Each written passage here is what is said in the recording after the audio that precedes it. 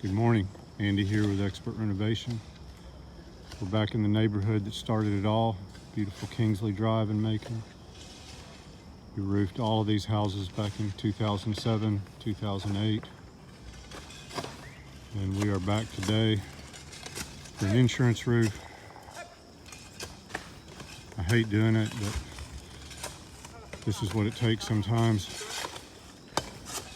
This client is a manager at a local building supply store, so he insisted that we use their product. Not a fan of IKO shingles, but I guess they keep out the rain too. Using 15-pound felt, no ridge vent, but that's what it takes. So we're gonna get started. Guys are set up. About a 16 square roof. We've got a little wood to repair where the tree hit.